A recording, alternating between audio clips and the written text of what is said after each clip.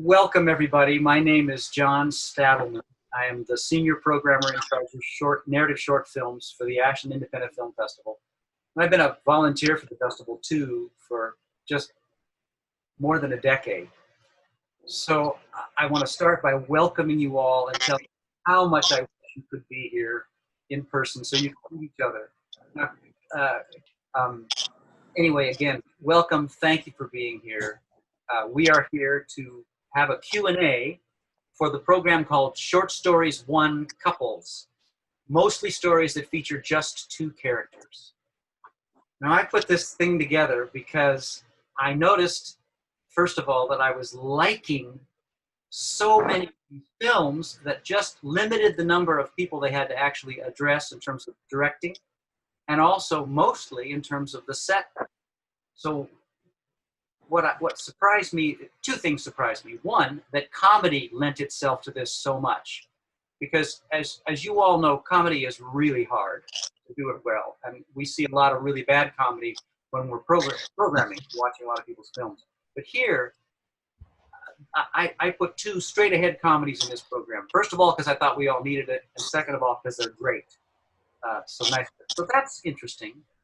And then the question arises, too, how much did limiting the number of people in your film and the locations affect your story, your idea? What came first? And so in the process of this, what we're going to do now is I'm going to go through one by one and talk to you each about your film. And what everybody in the audience wants to know is, where'd you get the idea, right? I mean, that's the thing that everybody talks about, which is great. But in the context of that, can you also address whether or not limiting the size of the story and the number of people in it and the set, the technical aspects of it, if it affected your choice of story, how you went about putting the film together? Does that make any kind of sense? Do you sort of see roughly what I'm talking about? Sure. Well, I'm going to start with Michael Feld and Josh Covitt.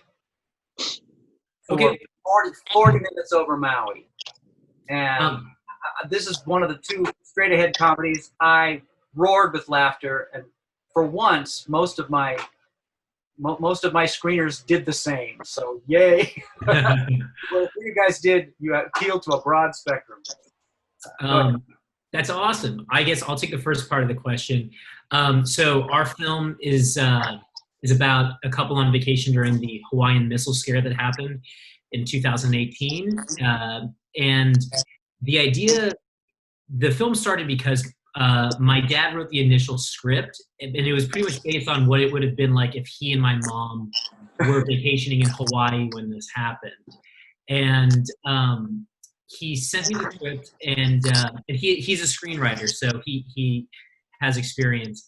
And I thought it was just a great idea, and I love the simplicity of two characters in one location. I was a bit horrified. There's a scene where the guy in it tries to go out and have a threesome because they don't know how much longer they have to live. So reading that's what my dad would try to get my mom to do with the final moments of their life wasn't a great thing to be confronted with, but that's where we started. That's the initial idea. With your dad sending you a script. Yeah, about 3 days after the missile scare happened. So, Josh, it was a one-set location. It was just the hotel room. Yes. What are the pluses and minuses of that? Oh, it's a great question. Obviously the plus is, okay, you only have one place you need to lock down and secure. But then the trick, so something we knew we had to do was, because it's just two people and it's just one location, making sure that there's, the dynamics are right, so that it's not a thing that you're going to get bored of looking at two people in the same place. And also in a hotel room, it wasn't a huge hotel room at all, but so then that you're sort of limited on like some shot selection, right? Mm-hmm. So we made sure, the good news is we locked down the hotel room maybe a week or so before, or a couple weeks. And so we were able to do a rehearsal where we could like tape off space on the floor with our actors and be like, so this is roughly the size. Let's figure out, like, go ahead, you guys run through it. We'll stop and start. But like, let's figure out maybe some just to be more dynamic with the blocking and pacing of it, because I think Mike and I were both like, that could be one of the issues where you don't want the audience to get ahead of you or get bored of these two people just in one space. And we only have, I guess, three shots that aren't right in the main hotel space, in terms of like one actor on the balcony and then a POV of him looking out. That's right. It was very limited, but you did have a week and a half of rehearsal in the space then, right? Well, not in the actual space. We had the hotel room, for 2 days. So we rehearsed in like sort of our two actors are performers and teachers at Upright Citizens Brigade. So we used one of the classrooms there, and we're like, yeah, this is why, this classroom's bigger than the space, so here's how small it'll be. Well, that's great. Yeah. A good deal of sense. Well, I'll be coming back if there's time, but I want to move on to Dani Wieder for Cool for 5 seconds. Hi. Dani, wave so everybody can see who you are. Yeah, Dani. So Nice Cool to for 5 seconds it's an encounter between two sisters who haven't seen each other for a long time in a restaurant. Looks like it was shot entirely at night. I couldn't really tell. Dani? Yeah. Tell us about it. Sure. So my film has kind of a strange story. So I come from a theater background. I'm a theater director here in Chicago. And I first directed Cool for 5 Seconds as a play in a theater festival in 2017 with the same actors that are in the film.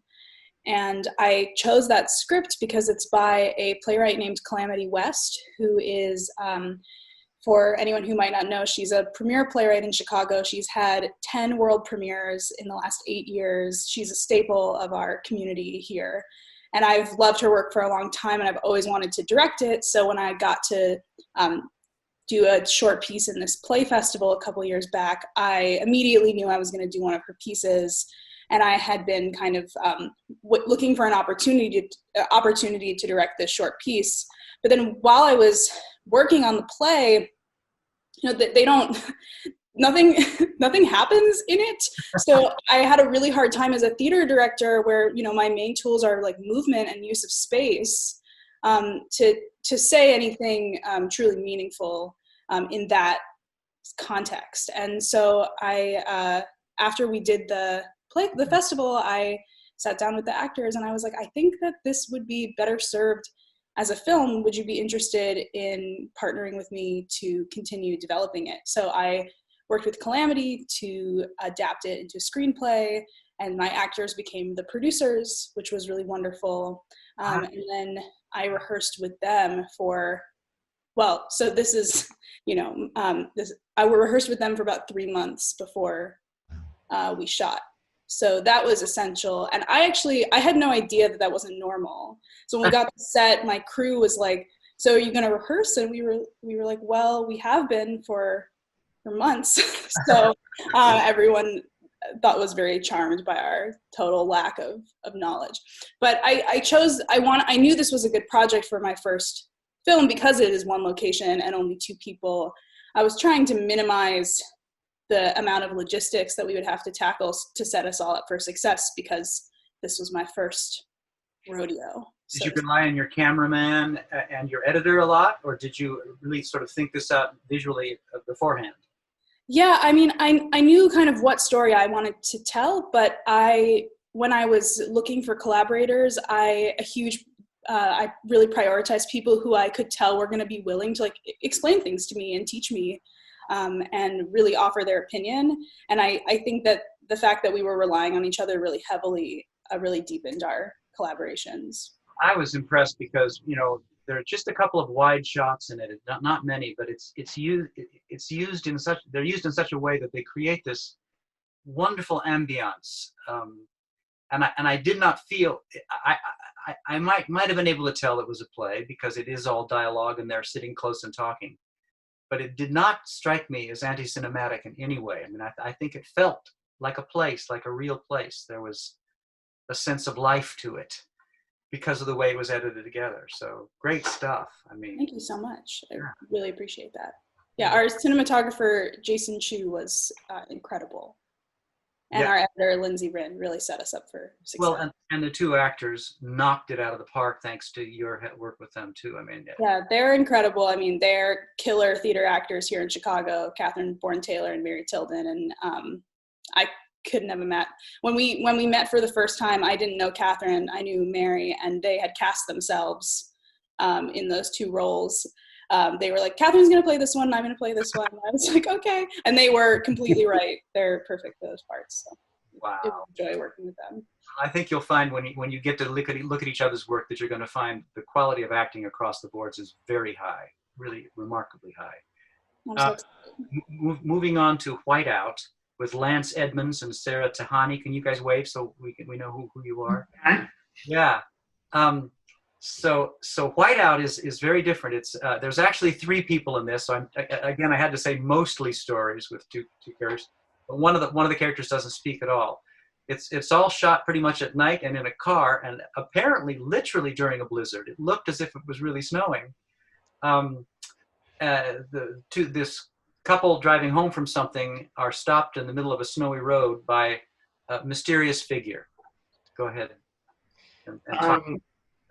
Yeah, the inspiration was really kind of just that setup, and really about it started with that imagery of a man lit up in the headlights of the car in the middle of a road, in the middle of the night, in the middle of nowhere, and snowstorm, and just how creepy and unsettling that would be.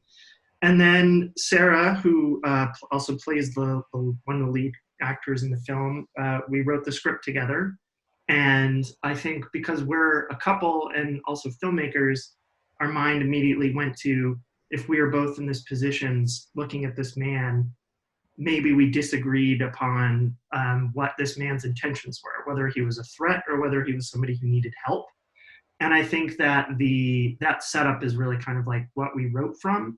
And as far as like the limitations go, the film is all in a car, and it's actually all also one shot, which was another reason that I really wanted to make this film. I'd always wanted to do a short film this film's 11 minutes long and it's all one take. And I'd always wanted to do a short that was one shot, but I didn't want it to be a gimmick. I didn't want it to just do it for the sake of, doing a camera stunt. I wanted to have something to do with the story.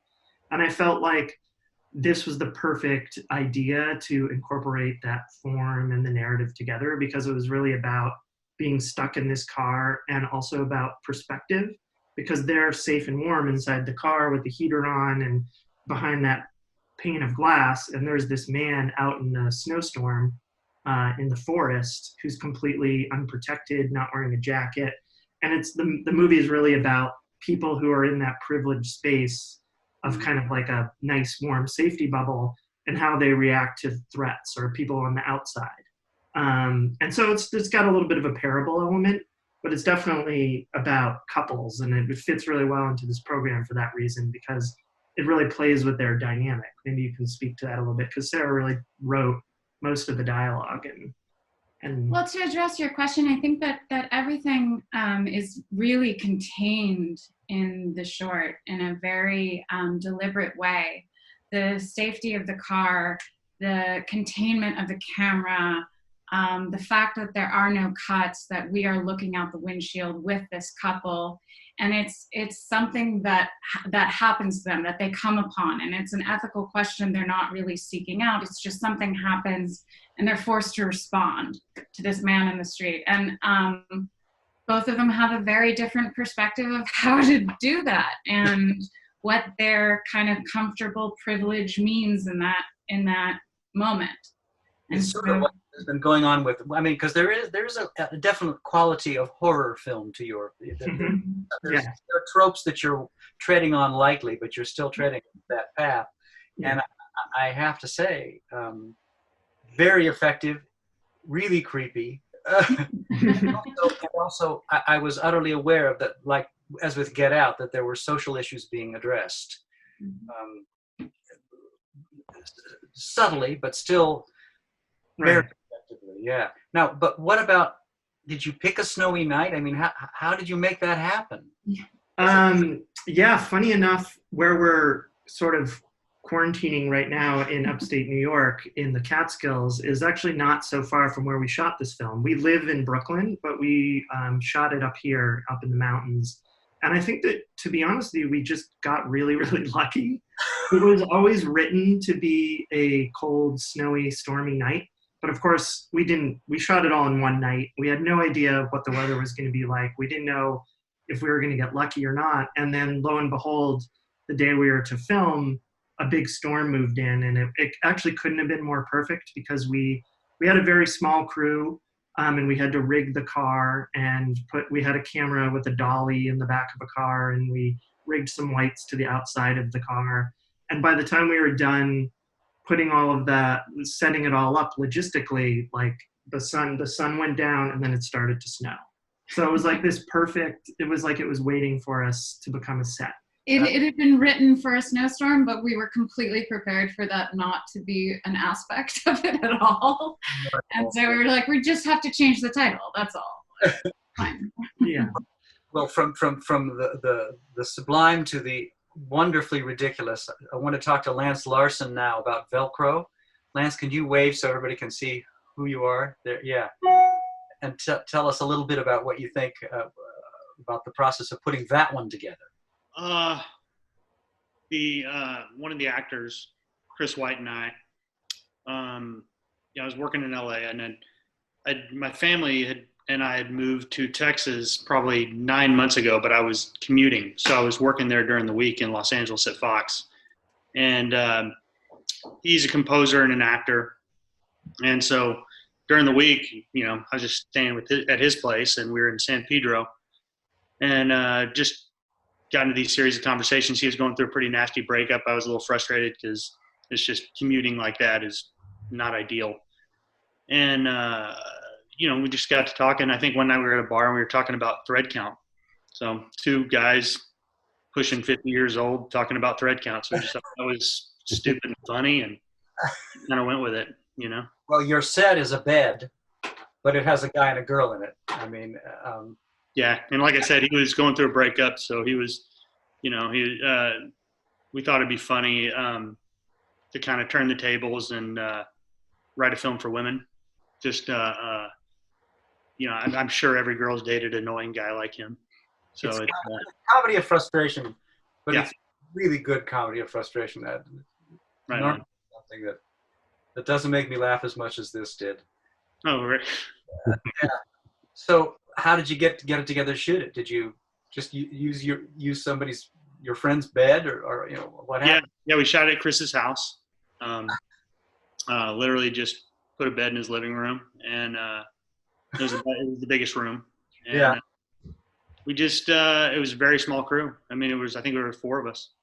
So we've been shooting for quite a long time, and this was fun because it was fun to have such a small footprint. I'd never done anything this small before, and never done a comedy before. So really, yeah, it was fun. Did you two write it together, or did you write it? We created the story together, and he asked me to write it with him, and I said no. I said I really thought it should be in his voice.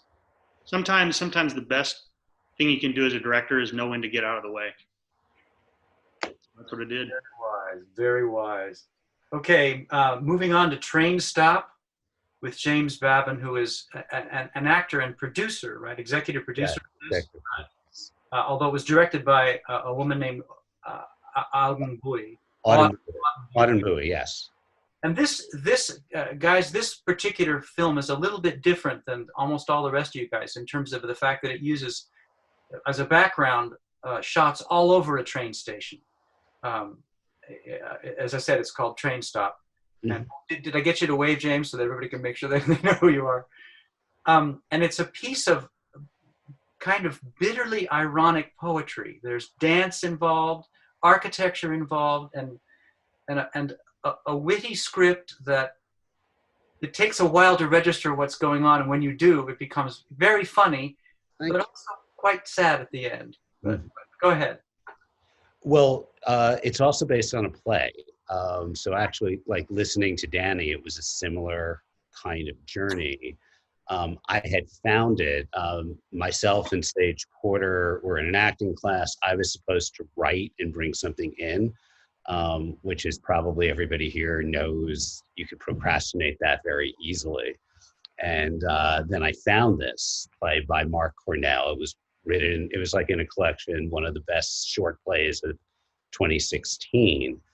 And really the challenge was to take something that was theatrical and try to make it cinematic.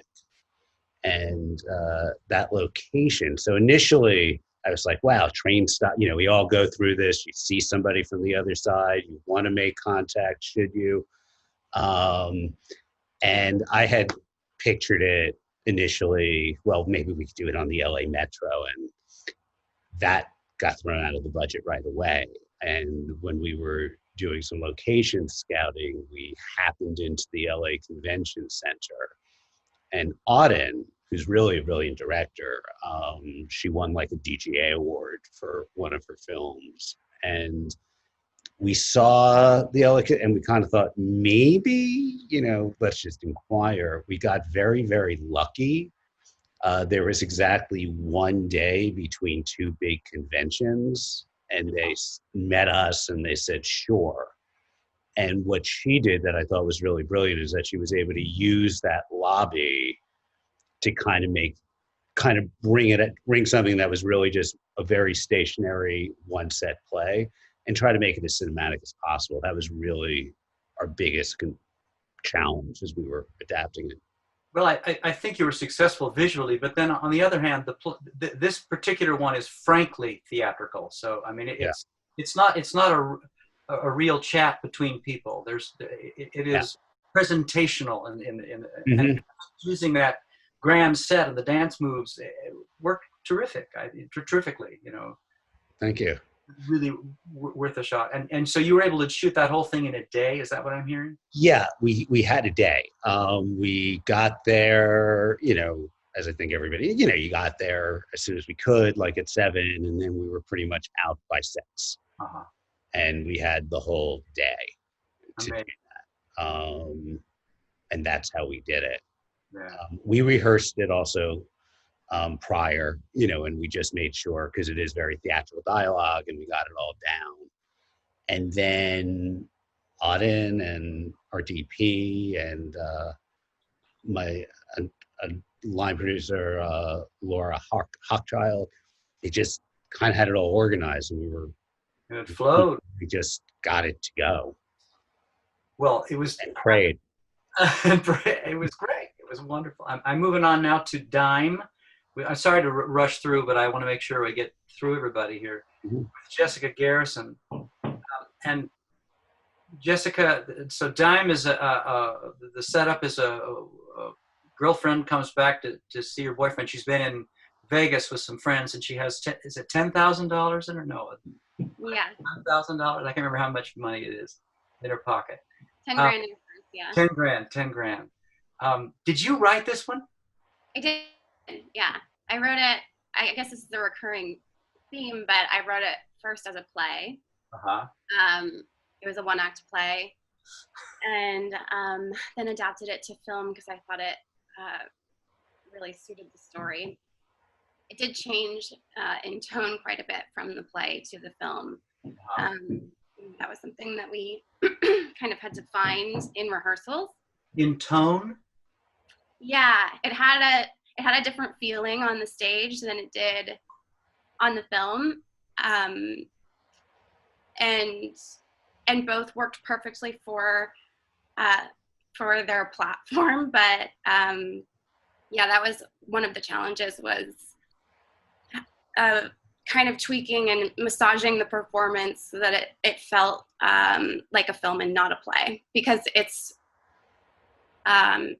written, I think, pretty theatrically, but it goes kind of like, you know, intimate.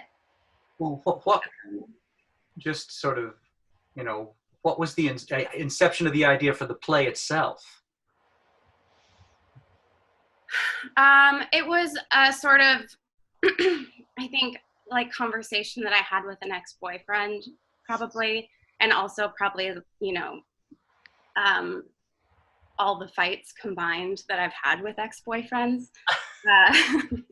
I have to commend you on your casting, because the two people are extraordinarily good, and they're perfect. They look perfect too. Not only are they good actors, but they look right. Yeah, they're so great. Morgan Krantz and Erica Dasher. Erica was in the play and Morgan wasn't, but they did such a good job. And I think we did a few rehearsals and blocking, and we kind of was that your living room? Was that your living room, or was it because it's basically shot in the living room, one set again? Yeah, one set. It was a friend's place. And blocking was I definitely wanted to take them all around the room and kind of feel the movement. And so, we sort of based the blocking on that kind of like emotional beats as best we could. And I think it was. Well, you guys are, when you sit and watch each other's work, you're in for a treat. And I'm a little embarrassed because my background is theater too. So clearly I was drawn to these theatrical pieces. Yeah. But they made me laugh. They were, or feel, or think. Moving on to Brendan Prost with Main Squeeze. Brendan, can you wave your hand so we can see you? Yeah, Coming from Toronto, yeah. Now, Brendan is another reason for the mostly stories, because his story is actually a three-person play. He takes the typical trope of the couple, a boy-girl couple, and then the ex-boyfriend coming in, except for this time it's an ex-girlfriend. And I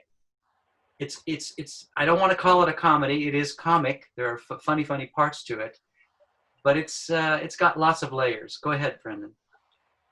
Yeah. Well, for me personally, the movie is it's about the challenge of being faithful to two equally authentic but diametrically opposed parts of oneself. I think we all know that in our lives, in our personal relationships, there's different parts of us that are activated when we're with different people. And the dramatic manifestation for it in this movie is a woman who's in an open relationship. She has a primary partner who is her boyfriend that she lives with, and a secondary partner who is her girlfriend. And they're just like two people who could not be more different from one another. And they're obviously two people that she relates to separately. Like they would never belong together and should not be together in the same room. So the exciting opportunity in this was the confinement, both like in terms of space and time, and the idea of like thrusting these two people together in the same room together at the same time and forcing them to vie for Kiersey, who's our main character's attention and love, and then also kind of forcing them to not duke it out, but like in their own in-character way, to vie for her attention and love, and to compare and contrast one another. So very much like the confinement of it, it all takes place in one evening in their home that they share, that her girlfriend shows up and violates by throwing a large dildo through the window, which is the comic part that I think you're referring to, John. And then I was also really inspired by the holidays, because the movie is like, it's not a Christmas movie, but it's set during the holidays. And so I was really interested in, like Christmas is always a time where you cram a bunch of people together in a confined space who don't normally spend a lot of time together, and fill them with booze, and like it's all filled with this like really earnest like sharing of like love and like conflict bubbling to the surface. And I was like, oh, that's exactly like what is going to happen here. So yeah, that's Main Squeeze. I'm not asking you a personal question here, just a general question. Do you know people who have this kind of primary, secondary? Is this something that's happening in general? At least amid your generation. I mean, it's been happening among everybody's generation, but we don't label it. We don't acknowledge it. Tell me.